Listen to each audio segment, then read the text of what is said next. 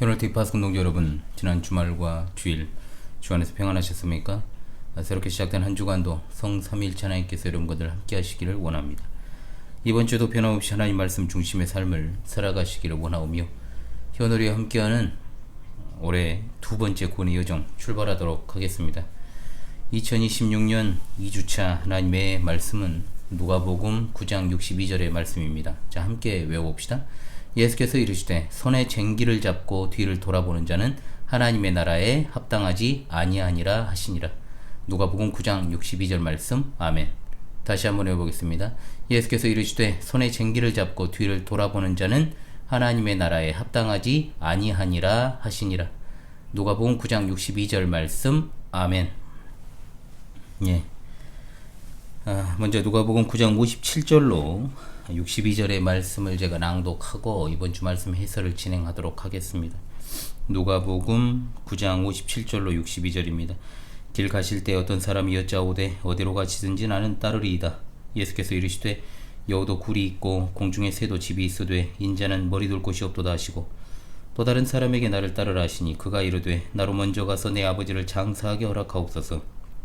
이르시되 죽은 자들로 자기의 죽은 자들을 장사하게 하고 너는 가서 하나님의 나라를 전파하라 하시고 또 다른 사람이 이르되 주여 내가 주를 따르겠나이다마는 나로 먼저 내 가족을 작별하게 허락하소서. 예수께서 이르시되 손에 쟁기를 잡고 뒤를 돌아보는 자는 하나님의 나라에 합당하지 아니하니라 하시니라. 아멘. 예, 지난 주부터 이제 9장 51절부터 19장 27절까지 예수님께서 갈릴리 사역을 마치시고 예루살렘에 입성하시기까지 약 6개월 동안 유대아 베레아 지역에서 사역하신 여정을 상고하는 중에 있습니다. 자, 다른 복음서 기자와는 달리 누가가 이 부분을 무려 10장의 분량을 할애해서 예수님의 그 유대와 베레아 지역의 그 사역을 상세하게 기록하고 있습니다. 지난 시간에 사마리아 사람들이 예수님을 거부한 사건에 이어서 오늘 9장 57절로 62절 예수님께서 세 사람을 신뢰로 들어서 제자들이 가져야 될 제자도에 관하여 다각도로 가르치시는 본문입니다. 또한 예수님의 공적 사역은 최종적으로 예루살렘에 올라가는 것인데 예루살렘을 향해 가고 있으면서도 그 길의 의미를 제대로 알지 못하는 제자들을 일깨우시는 측면이 강하다, 그렇게 볼 수가 있겠습니다. 제자도에 관한 내용만 가지고 수련회를 진행했던 적도 있습니다. 이제는 기억도 가물가물하고 합니다만은, 그래도 다 기억을 합니다만, 오늘 본문은 명확하게 이제 세 부류의 사람을 신뢰로 해서 교훈하고 계시므로 세 부분으로 나누어 그 의미를 상고할 수 있겠습니다. 아무쪼록 오늘 주신 이 말씀을 따라서 이 시대 그리스도의 신실한 제자로서의 위치와 자세를 견고하게 세우는 계기가 될 수 있기를 간절히 바랍니다. 첫째로, 그리스도를 따르는 제자는 고난과 희생의 값을 치를 각오가 있어야 됩니다. 이 부분이 57절과 58절의 말씀에 나옵니다. 길 가실 때라고 시작을 하고 있는데 이걸 통해서 예수님께서 제자들과 함께 동행하고 있음을 알게 됩니다. 앞서 사마리아인에게 배척을 당하셨던 주님, 그리고 그분을 따르는 제자들이 걸어가는 길은 결코 순탄한 길이 아니고 또 언제든지 사람들의 배척과 또 반대와 따돌림을 당할 수 있는 길입니다. 그런데 그때 어떤 사람이 다가와 예수님을 따르기 청하죠. 마태복음에는 이 사람의 신분이 나옵니다. 서기관입니다. 대부분의 서기관들은 예수님에 대해서 적대적이었지만 이 사람은 적어도 그런 적대적 마음은 갖지 않았고 또 예수님의 제자가 되기를 원했던 사람이다. 그러나 예수님께서 그래? 참 기특하구나, 따르거라, 이렇게 말씀하지 않고 제자가 되는 것에 따르는 대가를 지불할 것을 강조하시죠. 물론 여기 나오는 세 부류의 사람들이 예수님을 따랐는지 따르지 않았는지에 대해서 본문이 정확하게 명시하고 있는 것은 아니지만 실제로 이들은 따르지 않았을 가능성을 큰 것으로 봐야 되겠죠. 그것은 예수님을 따르는 그 길의 특성을 알려준과 동시에 언제나 예수님을 따르는 것에 있어 본문에 나오는 것과 같은 부류의 사람들이 있을 것임을 만대오 교회에 알리는 역할을 하기 때문입니다. 예수님께서는 말씀하십니다. 여우도 굴이 있고 공중에 새도 집이 있으나 인자는 머리 둘 곳이 없다. 이 말씀은 주님을 따르겠다고 나선 이 사람에 대해서 완곡한 거절을 하신 겁니다. 사실 서기관은 남부러울 것이 없는 사회적 지위를 갖고 있었습니다. 그러한 서기관에게 예수님께서 내 삶이 머리 둘 곳도 없는 기약 없는 삶이요 피곤한 삶인데 그래도 나를 따르겠느냐 라는 질문을 하고 싶으셨던 거예요. 예수님을 따르는 삶이 분명 머리 둘 곳도 없는 삶이라는 사실을 알매도 불구하고 그분을 따라 제자의 길을 걸어가겠다 하면 당연히 그것은 제자로서 자격이 있는 거죠. 사실 서기관처럼 어떤 사회적인 어떤 위치가 있는 사람이 예수님을 따르고자 한 건 다른 의도가 있을 가능성이 있다는 겁니다. 즉 그는 더욱더 큰 영광을 얻고 출세를 위하여 예수님을 따른 것일 수도 있다.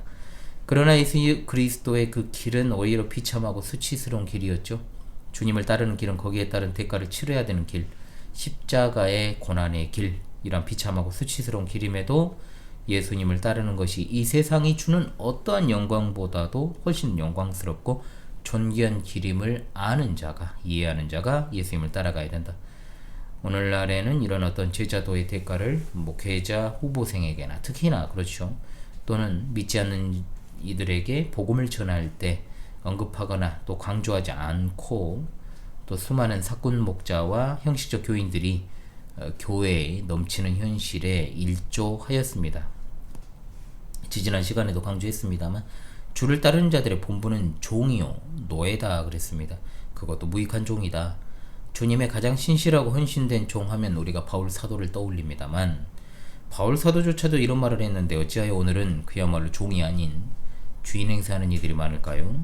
의무는 하지 않고 권리를 주장하는 이 사회의 못된 습성을 가진 사람들, 그런 마냥 교회 안에도 자녀됨의 권리를 주장하며 주객이 전도된 상태로 예수님을 믿으면 떨어질 어떤 떡고물에만 관심 있는 사람들이 마땅히 제자로서 주님의 걸어가신 그 고난과 비참함과 수치와 고독과 외로움의 길을 외면한 채 걸어가는 일이 너무 많아서 잘못된 방향으로 목회하고 또 그릇된 방향으로 신앙생활하다가 실족하고 넘어지고 원래 자리로 돌아가는 일들이 참 비일비재하다는 겁니다.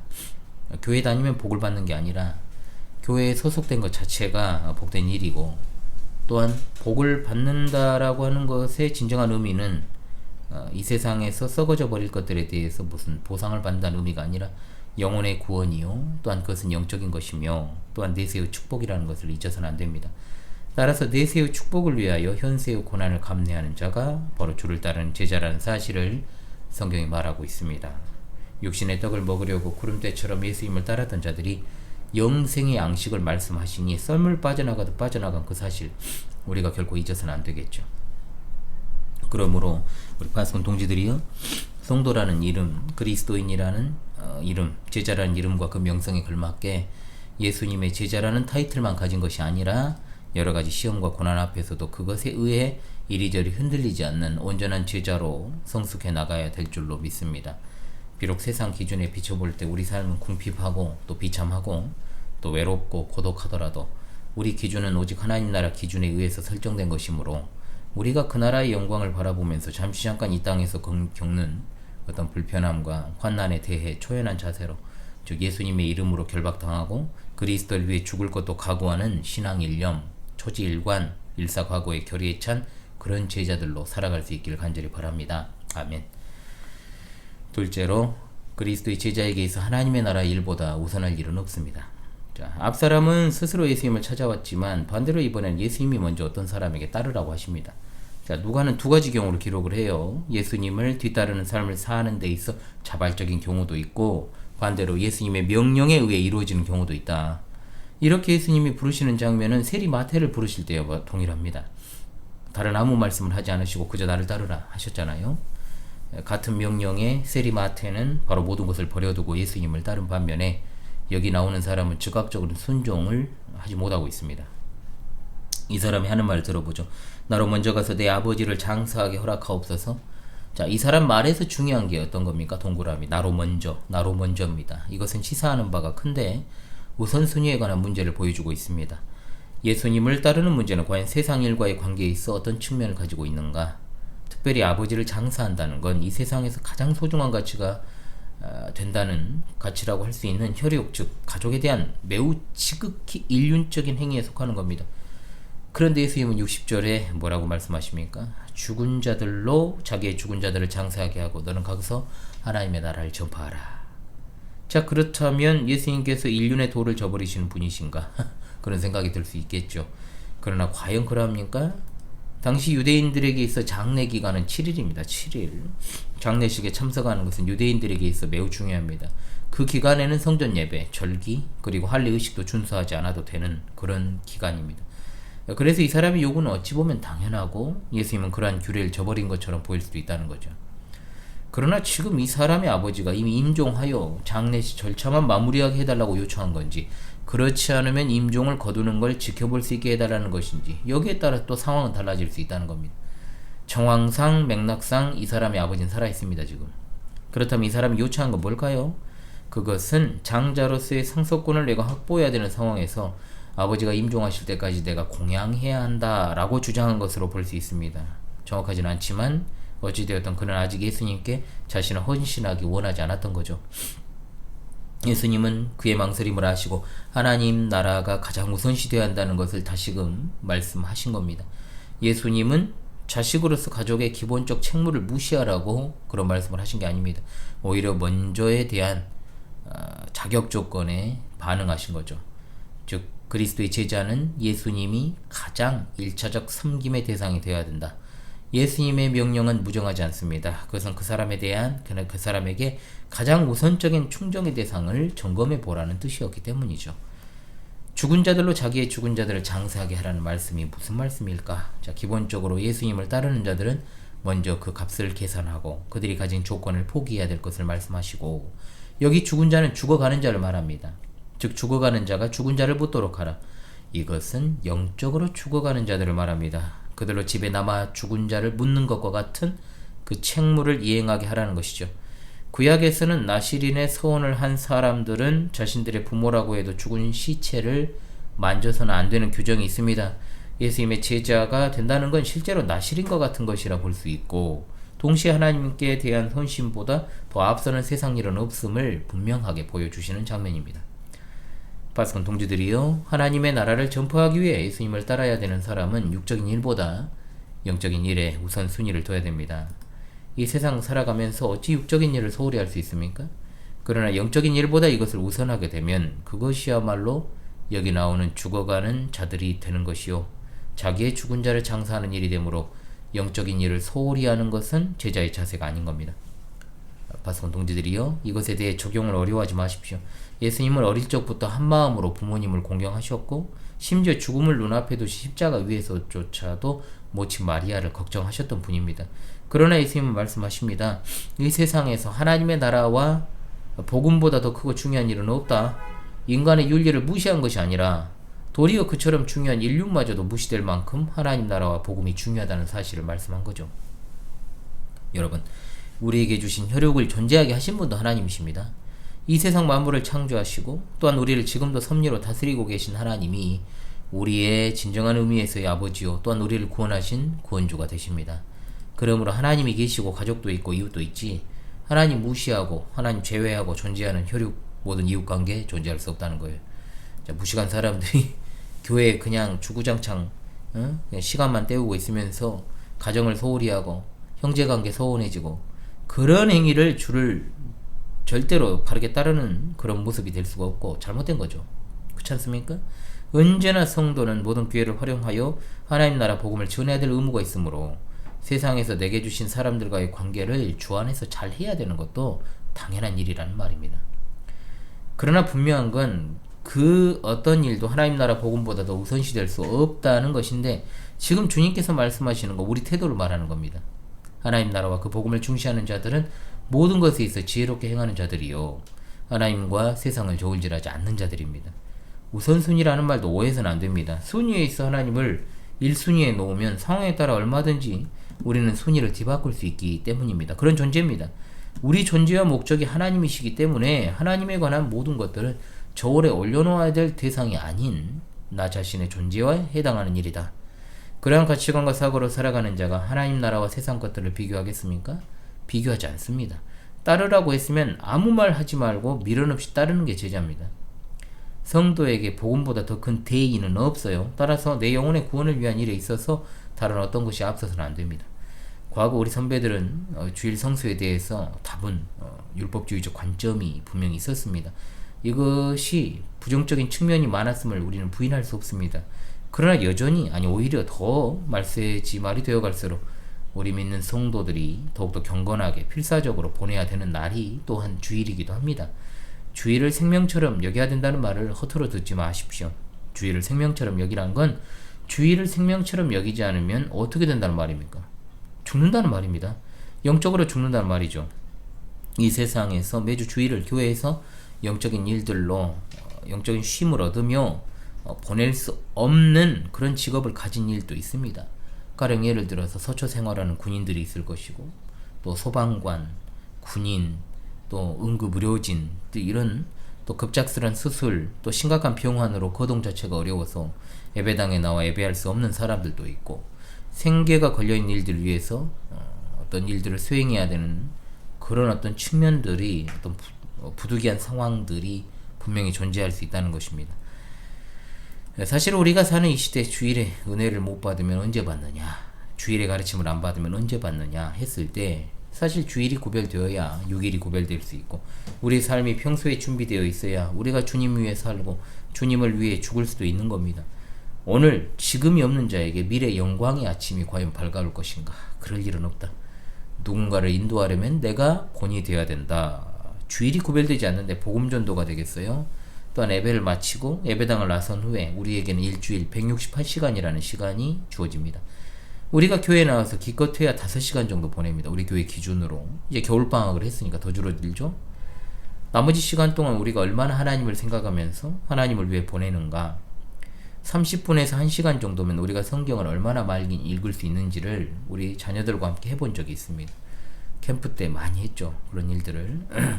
또 일주일에 한 번 주어지는 성경 구절도 내 머릿속에 지우개가 있는 게 아닌 한 그 시간이면 충분히 성경 한 구절을 암송할 수 있습니다. 아무리 좀 내가 외우는 게 좀 좋지 않다고 해도 그 시간 동안 마음을 쏟아서 기도할 수도 있습니다. 한 달 720시간입니다. 그 가운데 우리가 하나님과 그분의 말씀에 할애하는 시간이 얼마나 될까요? 과연 우리 인생이 깁니다. 멍 때리는 시간, 드라마 보는 시간, 놀러 다니는 시간, 크게 쓸데없이 뭐 큰 쓸모없는 그런 어떤 무의미하게 사람 만나러 가고, 또 만나서 수다 떨고 노는 시간만 아껴도, 물론 만나야 될 사람 만나야 됩니다. 정말 소중한 거니까 그건 빼고요. 굳이 안 만나도 되는 만남을 했을 경우를 말하는 겁니다. 인생 가운데 성경을 우리가 최소 10독은 할 겁니다. 그것만 빼도. 시간이 없어서가 아닙니다. 마음이 없는 거죠. 우리 가운데 놀고 앉아 있어도 뭐 통장에 돈이 뭐 차곡차곡 들어오는 사람이 있습니까? 적어도 제가 아는 분들 그 범위 내에서요. 모르긴 해도. 자, 먹고 살려면 다 일해야 되고, 아이들 키우고 가르치려면 일함과 동시에 살림도 해야 되고, 다 그래요. 대한민국의 이것이 90% 이상 차지하는 서민들의 현 주소예요. 맞벌이 안 하는 부부 찾기 어렵습니다. 고소득 전문직이요? 솔직히 말하면 여러분 주변에 있고 여러분입니까? 그 해당되는 대상이?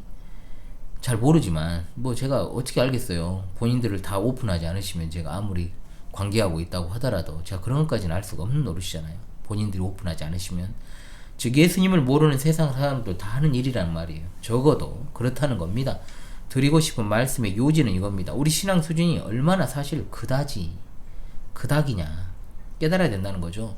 초대교회 성도들은 뭐 시간이 많고 돈이 많아서 여유가 삶에 넘쳐서 매일 모여서 예배하고, 또 성전에서 모여서 또 그렇게 공예배를 드리고 하는 일들을 수행했겠냐는 거죠.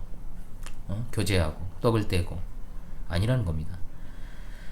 설사 이런 어떤 기본적 의무를 내가 수행하고 있다고 해서 또 안심하지 말라는 겁니다. 뭐 제가 제네바 학당을 지금 몇 년째 하고 있습니까? 2009년부터 했고, 2011년도에 한번 또 지금의 소위 이제 거의 시작 멤버들을 지금 그때부터 시작을 했다고 쳐도 지금 몇 년째입니까? 여러분 한번 생각해 보십시오. 16년이 지나가고 있잖아요. 그때부터 계산해도 시작부터 하면 이제 18년이 돼가는 그런 시점인데도 그렇게 오래 했어도 조금도 변화되지 못한 이들도 있어요. 배운 것만큼 하나님을 알아가는 지식에서 진보함이 없다. 이것도 성품의 변화도 없다. 이거 심각한 겁니다. 이게 진짜 솔직히 그래요. 그러니까 중요한 건 뭐냐, 가장 기본이 되는 것부터 철저히 해야 된다는 겁니다. 다시 말씀드립니다. 오늘 지금이 없는 자가 지금 오늘 주께서 주신 말씀의 권면을 듣고 실행할 마음이 없는 자에게 미래 소망이 있겠는가? 없습니다. 대단한 것이 아닙니다. 오늘 듣고 결단하는 것으로 그냥 끝나버리면 안 된다는 거죠. 좋은 권면도 지금인 거지 그 고면을 더 이상 들을 수 없는 그런 어떤 날이 온다는 겁니다. 각자의 신앙생활을 돌아봅시다. 나의 인생에서 복음이 얼마나 중요한 위치를 차지하는가. 사람 인생은 반드시 자신에게 가치가 있고 좋아하는 일들에 그 시간과 물질을 투자하게 되어 있습니다. 청춘 남녀가 연애할 때 시간 없어도 잠을 안 자고 다른 거 다 포기하고 만납니다. 시간이 없다고요? 아니죠. 마음이 없는 겁니다. 여러분 어떻게든 내가 어딘가에 참석을 해야 되겠다, 내가 함께 해야 되겠다 하면 됩니다. 그렇게 돼요. 조금이라도 안 될 가능성을 가지고 있으면 안 돼요. 당연한 거예요. 그건 당연한 겁니다, 여러분. 그러니까 나는 반드시 참석한다라는 생각으로 해도 불가항력적인 상황이 생기잖아요. 그럼에도 불구하고 적어도 내 마음이 반드시 거기에 가 있다면은 거의 10중 8구는 가게 되어 있다는 겁니다. 그쪽으로. 그쵸? 당연한 겁니다. 여러분의 인생이 그것을, 경험이 그걸 증명할 겁니다.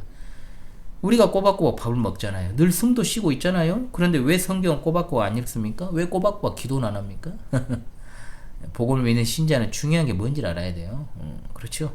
내가 왜 살고 있는가? 내가 왜 밥을 먹고 숨 쉬고 있는가? 그 이유를 모르면 그건 거듭난 신자가 아니고 교회 다니는 그냥 불신자일 뿐이에요.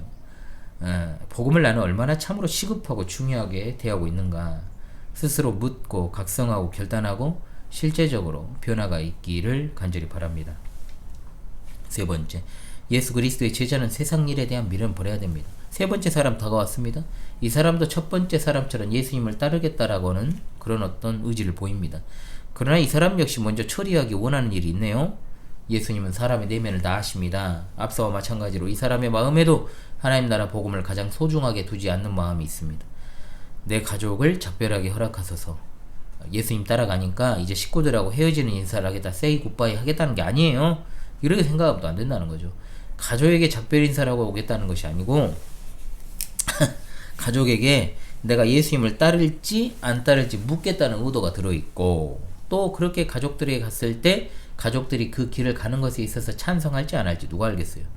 이 사람의 마음은 예수님을 따를 준비가 되어 있지 않고 아직도 세상의 미련을 버리지 못한 사람들의 의중을 대변하는 겁니다. 예수님은 이런 지하에 거절하시죠? 그러면서 말씀하시는 것이 바로 이번 주 하나님 말씀입니다. 손에 쟁기를 잡고 뒤를 돌아보는 자는 하나님의 나라에 합당하지 아니하니라. 아멘. 사실 이 장면은 엘리야가 엘리사를 부르는 장면과 유사합니다. 엘리야가 엘리사를 부를 때 엘리사가 밭을 가는 도중에 선지자가 되라는 부르심을 받았죠. 그 부르심 이후에 엘리사가 단 한 번도 뒤를 돌아본 적이 없습니다. 실제로 그는 쟁기질을 하던 그 소를 죽여 돌아가고자 하는 유혹을 차단하기도 했죠. 그리고 나서 전심으로 자기가 부르심 받은 대로 사역을 수행했습니다. 쟁기를 잡고 밭 일항을 가는 자는 주의나 뒤를 돌아봐서는 안 됩니다. 만약 그렇게 해버리면 그 밭 일항이 어떻게 되겠어요? 똑바로 일궈지지 않고 엉망진창 되겠죠? 이는 사람이 어떤 일을 하기로 결단하고 착수한 이후 자기 결정에 대해서 갈등하거나 후회하거나 다른 사람 눈치를 살피지 말라는 사실을 교훈하는 속담입니다. 예수님을 따르겠다라고 결심해놓고 자기 가족들에게 돌아가 허락받고자 했던 이 사람에게 참으로 적절한 비유의 책망이 아닌가 싶습니다. 우린 이미 쟁기를 잡고 밭 일항을 갈기 시작했습니다. 주의나 뒤를 뒤돌아봐서는 안됩니다. 예수 그리스도를 따르기 전, 또는 제대로 따르기 전 내가 그분보다 사랑했던 것들, 그분보다 더 내세웠던 것들, 그렇게 살아갔던 그러한 것들에 잠시 잠깐이라도 눈길을 주거나 마음을 줘서는 안 될 것입니다. 예수님 믿기 이전의 성품과 믿은 후의 성품은 전적으로 바뀐 겁니다. 우리의 성격적인 변화뿐만 아니라 우리들의 행동 양식, 습관, 가치관, 사고방식, 이제는 주의 제자로서 합당한 양식으로 살아가야 되는 거죠. 여전히 하나님의 나라와 세상 나라 저울질하는 일들을 하지 말고 절반의 헌신이 아니라 전적으로 하나님께 나를 드리고, 또한 예수 그리스도를 따르는 길의 끝에 분명한 영광의 멸류관이 기다리고 있지만 그 나라 가기까지 고난이 있고 핍박이 있고 십자가가 있다라는 사실을 잊지 말아야 됩니다.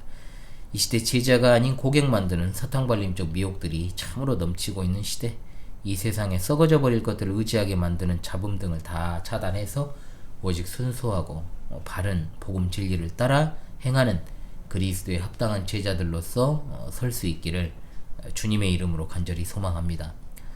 다시금 이번 주 하나님 말씀을 외우며 힘차게 한 주를 출발하도록 하겠습니다. 예수께서 이르시되 손에 쟁기를 잡고 뒤를 돌아보는 자는 하나님의 나라에 합당하지 아니하니라 하시니라. 누가복음 9장 62절 말씀. 할렐루야. 아멘. 찬송가 457장 부르고 이번 주말 순회설을 마무리합니다. 457장입니다. 겟세마네 동산에 주를 생각할 때에 근심이나 걱정을 외면할 수 있을까? 나를 항상 버리고 주를 따라가리라. 빌라도의 뜰에선 주를 생각할 때에 수치됨과 아픈 것 못 견딜 수 있을까? 길이 참고 묵묵히 주를 따라가리라. 갈보리산 올라간 주를 생각할 때에 나의 받는 괴로움을 비교할 수 없으리. 십자가를 지고서 주를 따라가리라. 무덤에서 부활한 주를 생각할 때에 환난이나 죽음도 두려울 것 없으리. 승전가를 부르며 주를 따라가리라.